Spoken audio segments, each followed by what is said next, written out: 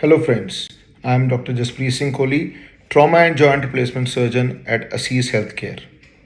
In our last video, we discussed about the benefits and risks of plaster and surgery. If we have fracture, should we go in for a surgery or should we get a plaster done? I would again stress, have faith in your doctor, believe in what he says. He will try to do the best he can for you and your patient.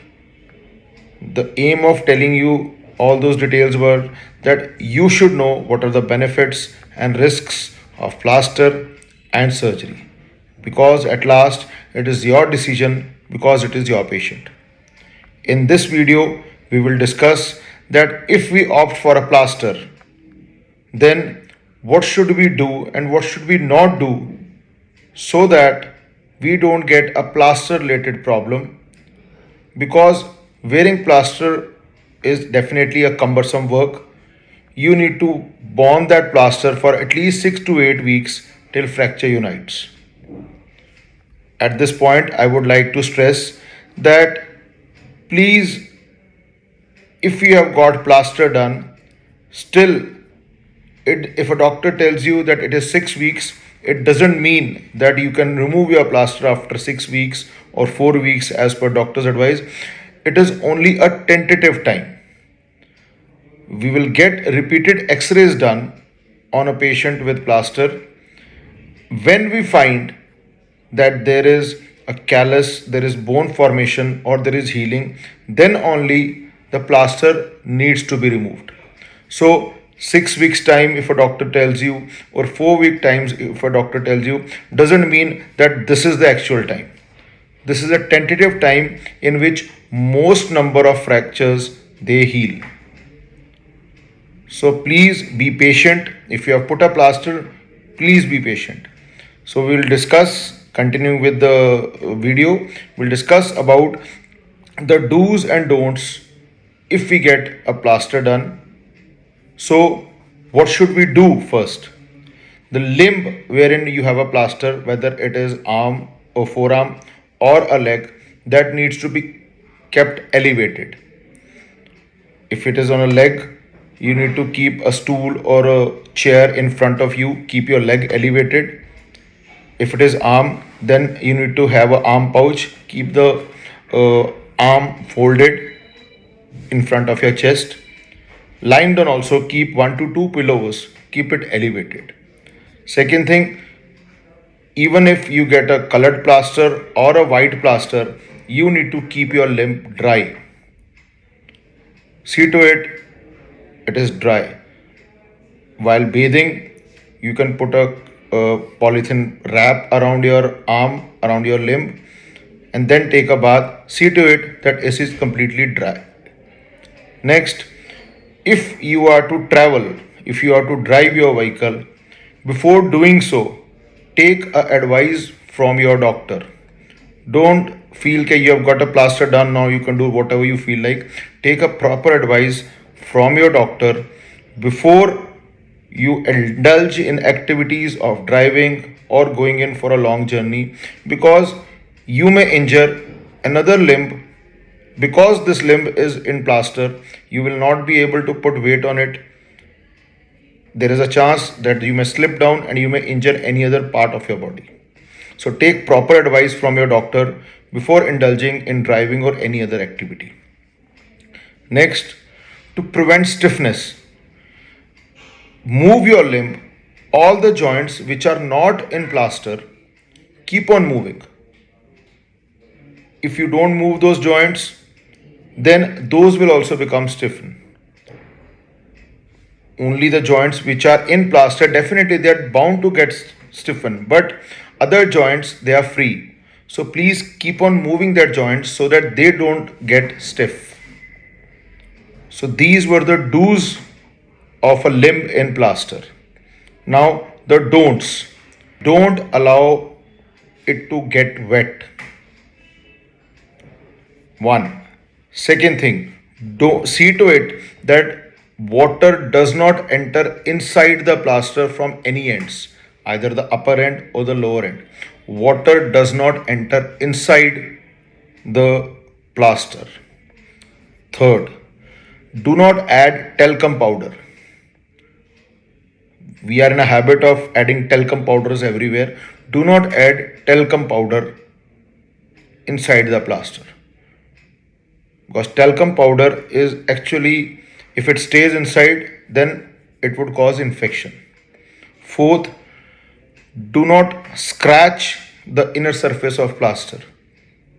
If you find irritation, go to a doctor, take a medicine. Do not scratch inside of plaster. Next, do not put any sharp or blunt object inside. Just to scratch, you put sharp or blunt object. That scratching would cause injury to the skin, and indirectly that would cause infection. So do not scratch or insert any object inside the plaster. Next, do not keep your limb unaided. Keep your limb supported at all times. Do not keep it hanging. If you keep your limb hanging, the swelling would increase. Then you would feel like having pain. Next, don't bear weight on that affected limb. If it is a lower limb, don't put your weight on it, because weight would cause two problems. One is it may break the plaster. Second thing, if you put entire weight on it, then there is high chance that you may slip over, because that limb is not in a position to hold your entire weight. So do not put weight on that affected limb. So these were the do's and don'ts in plaster. One more important point to be discussed is, I would just tell you 6 important grave signs. If you come across these grave signs in your plaster, don't hesitate to go to a doctor at the earliest, get your plaster removed. You may get it done again, but get this thing removed. So, what are the grave points which need to be taken care? First, if the swelling increases, that would be seen by the distal toes or fingers, whatsoever it is. If there is excessive swelling on the distal part. Second thing, if the nail beds or fingers, they get pale as compared to the opposite limb. Third, if there is bluish discoloration of the nail beds or the tips of fingers and toes. Fourth, if there is severe increase in pain, gradually your pain should come down. But if there is severe increase in pain. Fifth, if the plaster cracks. Sixth, if there is a foul smell coming from the plaster. Foul smell means there is an infection underneath.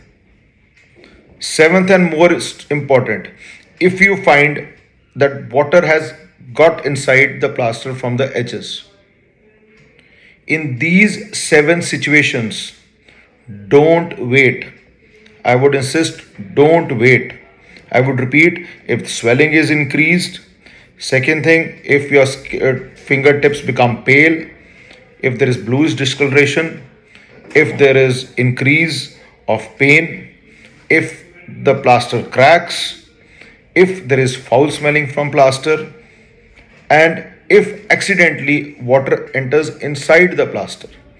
Then in this situation, go to a nearby doctor, get the plaster removed.